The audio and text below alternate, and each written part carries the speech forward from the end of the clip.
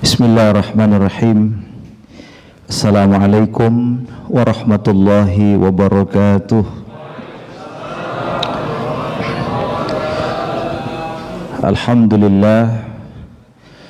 Alhamdulillahilladzi hadana lihadza wa ma kunna linahtadiya laula an hadanallah. Asyhadu an la ilaha illallah wahdahu la syarikalah wa asyhadu anna Muhammadan abduhu wa rasuluh sallallahu alaihi wa ala alihi wa sahbihi wa sallam. Allahumma salli wa sallim wa barik wa karrim ala nabiyyina Muhammadin wa ala alihi wa ashabihi ajma'in, amma ba'd. Alhamdulillah, malam hari ini adalah malam ke-6 kita melaksanakan ibadah Ramadan. Mudah-mudahan ibadah kita diterima oleh Allah Subhanahu wa ta'ala. Dan kita datang ke masjid ini, datang dalam melaksanakan ibadah dengan menggunakan kekuatan iman. Kalau Bapak Ibu datang ke sini menggunakan kekuatan fisik, pasti capek. Tapi kalau menggunakan kekuatan iman, insya Allah teguh. Suatu ketika saya ketemu dengan salah seorang yang diceritakan di Mesir itu sudah tua, ajuz, tapi dia mampu berdiri sholat di Masjid Al-Azhar itu dalam rakaat yang sangat panjang, padahal tubuhnya sangat tua sekali. Ditanya, apa rahasia Anda bisa sholat malam panjang begini dalam kondisi tubuh yang sangat tidak kuat? Dia bilang, kalau saya berdiri atas dasar kekuatan saya, pasti saya lemah. Tapi saya berdiri atas kekuatan iman, insya Allah saya kuat. Mudah-mudahan kita semua berdiri atas kekuatan iman, insya Allah, sehingga kita istiqomah sampai akhir Ramadan. Amin ya rabbal alamin. Bapak-bapak dan ibu sekalian yang saya hormati, saya diberikan tema tentang sahabat Rasulullah SAW, Talhah bin Ubaidillah. Saya akan mengaitkan dengan, menurut WHO itu ada 4 jenis kesehatan manusia. Pak dokter ya, kalau saya salah tolong dibenarkan. Ini hasil kajian kami begitu masuk bulan Ramadan kemarin di Kemenak. Ada 4 indikator kesehatan manusia menurut WHO itu. Yang pertama adalah manusia sehat kalau fisiknya sehat. Yang kedua, manusia sehat kalau jiwanya sehat. Yang ketiga, manusia sehat kalau sosialnya sehat. Yang keempat, manusia sehat kalau spiritualnya sehat. Sahabat Talha ini kalau kita baca, itu mengandung atau memiliki keempat kesehatan ini. Yang pertama, sehat jasmani. Ini akan membuat seseorang itu mampu untuk melaksanakan ibadah kepada Allah.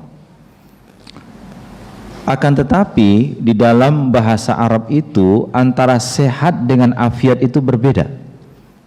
Kita selalu ditanya apa kabar, kita mengatakan sehat wal afiat, padahal beda antara sehat dengan afiat.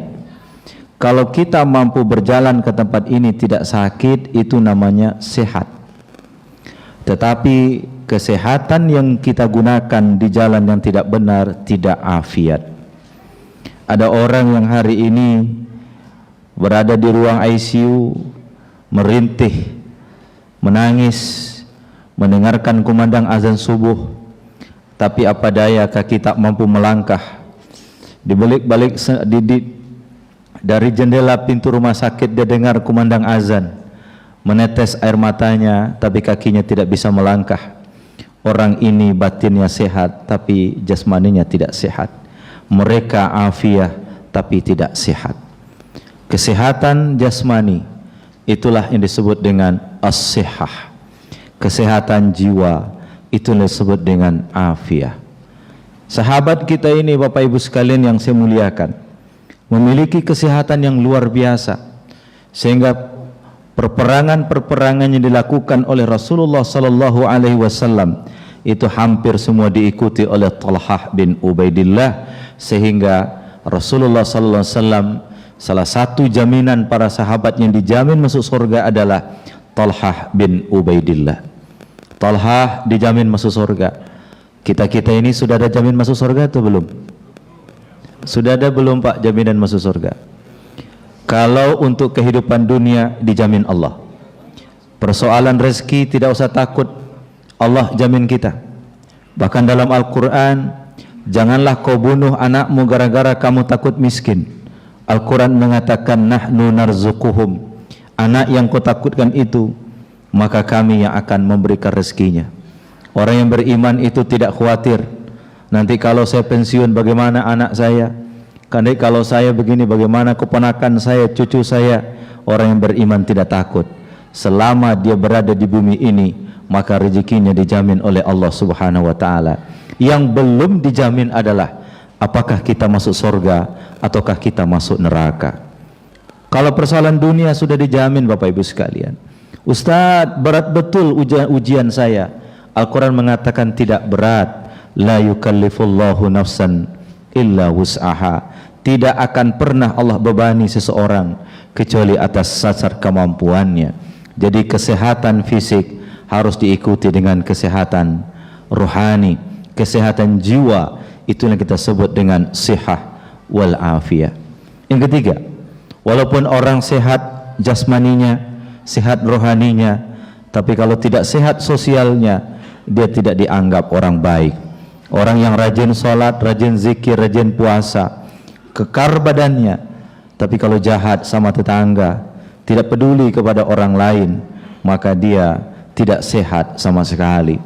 Maka oleh karena itu Bapak Ibu sekalian, supaya kita sehat yang tiga ini, lakukanlah tip yang saya sampaikan pada malam hari ini. Yang pertama adalah hadirkan Allah dalam hati kita. Insya Allah kita sehat secara batin. Tapi hadirkanlah orang lain dalam hati kita, maka insya Allah kita sehat secara sosial. Kalau kita hadirkan Allah dalam hati kita, insya Allah batin kita sehat. Kalau kita hadirkan orang lain dalam batin kita, insya Allah sosial kita sehat. Kenapa orang tidak peduli dengan orang lain, tidak peduli dengan anak yatim, tidak peduli dengan orang miskin? Karena dia tidak menghadirkan orang lain dalam dirinya. Dia hanya hidup untuk dirinya. Kalau saya sudah makan, anak saya sudah sekolah, hidup saya sudah mapan, rumah saya sudah punya, mobil sudah banyak, rekening sudah gendut, saya tidak peduli dengan orang sekitar saya, mau matikah, mau apakah, tidak peduli. Orang ini tidak sehat secara spiritual. Hadirkanlah orang lain dalam hati kita, insya Allah kita akan sehat secara sosial. Maka orang yang sehat secara sosial itu adalah orang yang pintar merasa tapi tidak merasa pintar. Orang yang mampu menghadirkan perasaan orang lain di dalam perasaan dirinya sendiri, maka insya Allah dia sehat secara spiritual, secara sosial. Yang ketiga, yang keempat Bapak Ibu sekalian yang saya hormati, orang yang sehat itu harus sehat secara spiritual. Jadi sehat jasmani, sehat jiwa, sehat sosial, dan sehat secara spiritual. Fenomena kehidupan keberagamaan masyarakat modern menurut kajian para cendekiawan adalah mereka memiliki agama tapi tidak memiliki spiritualitas. Kita rukuk dan sujud tapi tidak ada makna dari rukuk dan sujud kita. Kita berpuasa tapi hampa dan kering. Maka itulah yang dikatakan oleh Nabi SAW, barang siapa yang tidak meninggalkan perkataan yang jelek dalam berpuasa, maka Allah tidak butuh kepadanya. Walaupun dari pagi, dari sahur dia menahan makan dan minum. Malam yada qawla zur wal amala bihi falaysa lillahi hajatun ila ayyada'a ta'amahu wa syarabahu.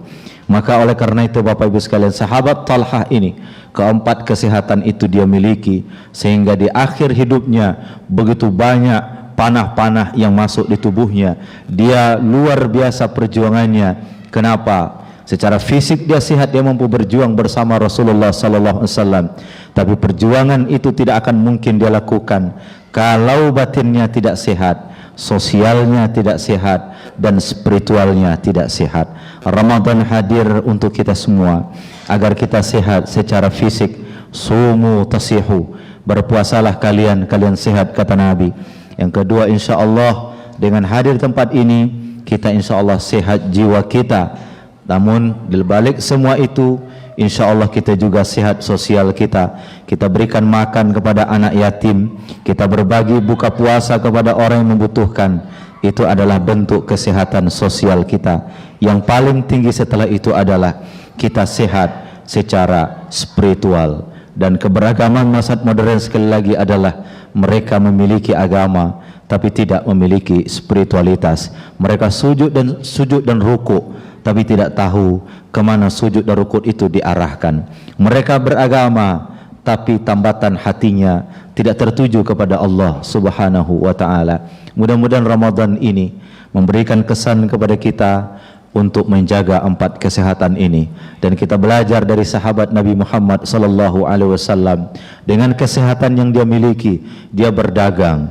Dengan kesehatan yang dia miliki, dia berjuang di jalan Allah. Dengan kesehatan spiritual yang dia miliki, sejak di dunia dia sudah dijamin masuk surganya Allah Subhanahu wa ta'ala. Mudah-mudahan kita ini bisa masuk dalam surganya Allah Subhanahu wa ta'ala. Saya mau nanya, bahwa Bapak yakin masuk surga atau tidak? Ibu-ibu yakin gak masuk surga? Hah? Kok pada bingung? Jawabannya yakin. Kalau kita tidak yakin, Pak, untuk apa kita datang ke masjid? Betul nggak, Pak? Kalau kita tidak yakin masuk surga, buat apa kita datang ke masjid? Kita harus yakin kita masuk surga, Pak, tetapi bukan harus menyombongkan diri dan tazkiyah, mensucikan diri kita. Kenapa kita yakin? Karena Allah memang meyakinkan kita bahwa surga itu disiapkan untuk orang-orang yang beriman. Kita datang insya Allah termasuk orang-orang yang beriman. Tapi ingat, iman kita, karomah kita ada di dalam istiqomah. Makanya istiqomah itu Bapak Ibu sekalian lebih mulia daripada karomah. Dan karomah itu didapatkan bagi mereka yang istiqomah. Insya Allah siap? Saya ini hari ke-6. Saya beberapa kali kemarin saya ke masjid. Ini tidak tahu ya, apa karena memang habis pandemik atau bagaimana ya, masjid itu banyak yang kosong, Pak. Saya nggak tahu apakah biasanya di tempat kita itu malam pertama, malam kedua tuh nggak mampu menampung jamaah. Sekarang setengah aja bersih, alhamdulillah. Saya kemarin ke masjid itu dulu katanya full sekali, sekarang nggak isi. Ya mudah-mudahan ini bukan indikator bahwa iman umat ini turun, tapi mudah-mudahan itu sebagai semangat kita bahwa kita tetap harus menjadi seorang muslim yang baik. Insya Allah. Sahabat Talhah dijamin masuk surga. Walaupun kita belum dijamin masuk surga, kita tetap akan melangkah menuju surganya Allah Subhanahu wa ta'ala. Satu langkah, kaki langkah Bapak angkatkan ke masjid akan menghapus dosa, meningkatkan derajat. Dan kita keluar dari Ramadan ini insya Allah kita menjadi orang-orang yang bertakwa, sehingga dengan bertakwa kita dijanjikan oleh Allah surga. Wasari'u ila maghfiratin min rabbikum wa jannatin arduhas samawati wal ard uiddat lil muttaqin. Yakin kita masuk surga, tapi kita harus istiqomah untuk mendapatkan surga itu. Sebagai penutup, suatu ketika Nabi duduk bersama sahabat. Kata Nabi, seluruh umatku masuk surga kecuali yang tidak mau. Sahabat bingung, ya Rasulullah, siapa yang tidak mau masuk surga? Jangankan masuk surga, Pak, masuk istana aja orang sekarang berlomba-lomba toh. Ya, yang satu periode minta 2, dia periode, dan macam-macam untuk bisa masuk ke dalam istana. Sekarang kata Nabi, ada orang yang tak mau masuk surga, pada seluruh umatku masuk surga.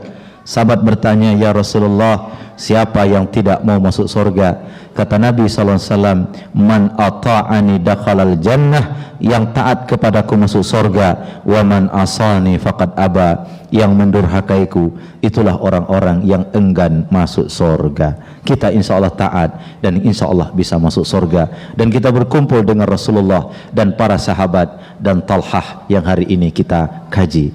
Billahi taufiq wal hidayah, wallahu muwafiq ila aqwamit thariq.